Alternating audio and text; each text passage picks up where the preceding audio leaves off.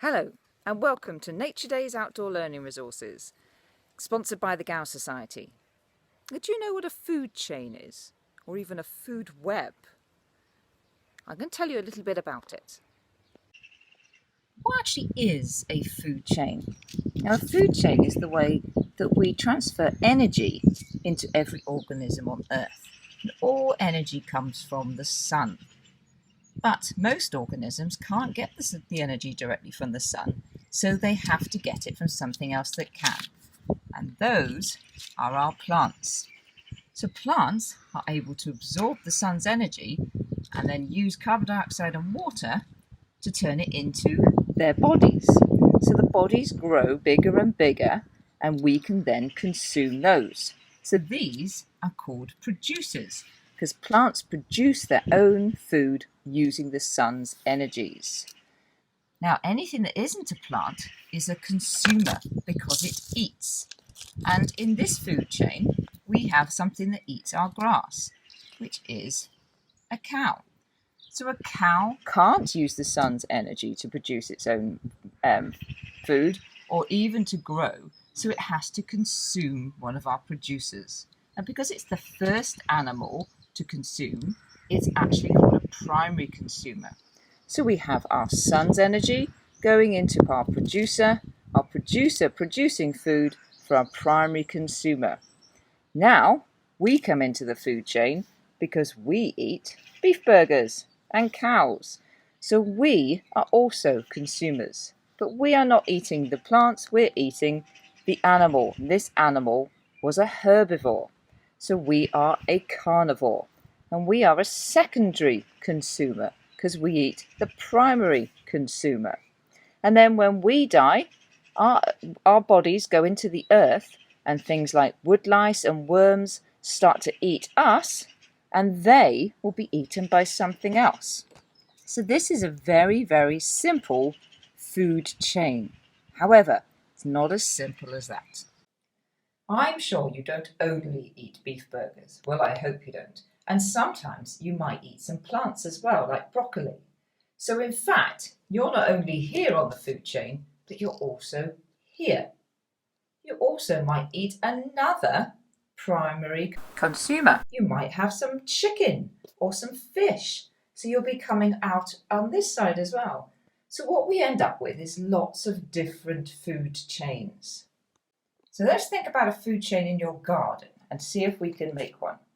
So we've got our sun, and that's being used by our plant, our producer, to produce its own food, its own body. We're going to say that that is being eaten by a snail. So snails are primary consumers, are herbivores, and our snails are being eaten by little birds. So we've got our secondary consumer, our carnivore, eating our herbivore. But in the garden, we can go one step further, because unlike the humans that aren't really eaten by anything until they die, our small birds are also being eaten by larger birds, by birds of prey. So now we've got our producer, our primary consumer, our secondary consumer, and then our tertiary consumer. And this one at the top, because it's at the top of our food chain, we give this a special name. This is our top predator. And this top predator is usually a really good hunter. And these ones you won't be able to find probably anything that eats them again until they die and they go into the ground and are eaten by our woodlice. So if you look in our chain, we've got 1, 2, 3, 4, and they do say that you could never have more than 5 organisms in a food chain. Now that's a challenge for you. See if you can come up with a food chain that's more than 5 organisms. But we're going to try and make this a bit more like the real world.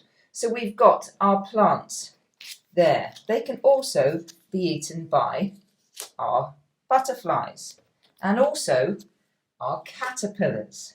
And those can be eaten by other birds like our woodpeckers. We've also got things like ants. Ants will also eat caterpillars and aphids. These are also eaten by small birds. And then you might have the odd frog that likes to have a snail as well as the birds. Frogs might be eaten by hedgehogs. And then we might have our birds of prey coming in, our owl eating our little birds up here. And then what we've created here is not a chain, but we have a chain that way, chain that way, chain that way, chain that way. And if we kept going and put in all the different plants we've got in our garden, we create a food web. All of them starting with the sun and ending with a top predator, which is in this case probably a bird of prey or a large mammal. And in some cases you might have 3, maybe 2 different consumers, and all of them will have our producer next to the sun. So my challenge for you today is to create your own food chain, or in fact a food web.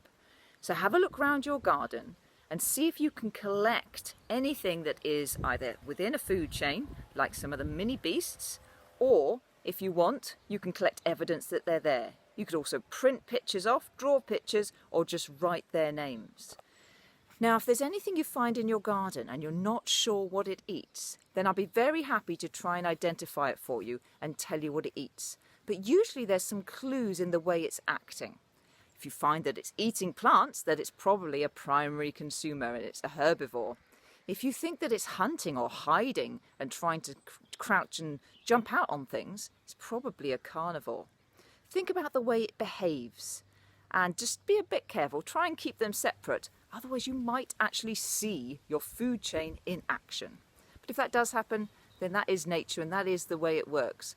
But be careful, make sure you put all your animals back where you found them, even if they have had a bit of a feed while you've been looking after them. So this is a tray that I've made specially to hold my food chain in, but you could use little pots. So at the top, we've got the sun, and then the sun's energy, this is the size of the energy, will go into this box, which is our first box, which will be our producer, our grass or our plant. And then the energy will be transferred into our primary consumer, our herbivore. And then the energy from that animal will be transferred into our secondary consumer, into our carnivore. But you could just place them into pots. So we could have pot for our producer, our plant, a pot for our primary consumer, our herbivore, a pot for our secondary consumer, which is our carnivore, and then if we can find our top predator, we can put it in there. Now we could look for mini beasts and put them into these pots, or we can look for something that represents them, or even just write their name or put in a picture.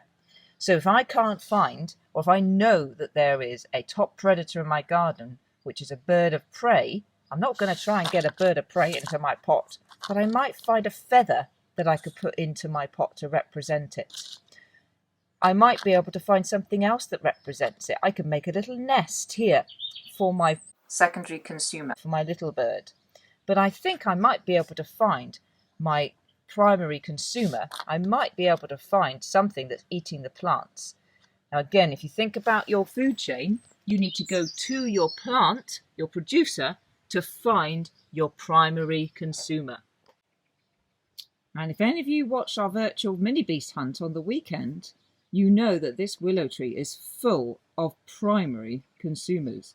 You can see those tiny little sawfly larvae there, look a bit like caterpillars, munching away at my producer, at my willow. So I could take one of these tiny little sawfly larvae and put it in my pot for my primary consumer. And then if I look around my garden, I should be able to find evidence that there's birds. Oh, there's some bird song, but we could put a feather into my secondary consumer. So once you've got your animals in your pots, can you take a photo of your food chain? And I'd love to see them. Now I know at least one school is doing food chains at the moment. So Castle Lucca Primary, this is a good challenge for you. So if you take a photo of your food chain, and then if you put it on Twitter, #NatureDays, and if you link me in @DawnNatureDays, or you can put it on the Nature Days Facebook page, or even email it to me, naturedays@reynoldston.com, I can try and put all of your food chains together and we can create a class garden food web. It just shows how complicated it all is. But then you can see how your garden links up with other children's garden in your class or in other schools. And we can see if everybody watching can join together in their food web. And we can see how linked we actually are. So I'd love to see what you're getting up to. And good luck with making your food chains and food webs. And see you next time. If you're enjoying these Nature Days outdoor learning resources, then please subscribe to my channel and keep up to date at the Nature Days blog. I've also produced some outdoor learning challenge cards which are available now to purchase. So if you're a teacher or if you're homeschooling and you'd like to have some resources to do some independent outdoor learning, they're all suitable for doing in your garden or in your school grounds. Please email me for a sample and then you can purchase them and you can continue this outdoor learning using your school grounds or your gardens while you're continuing to teach. Thank you.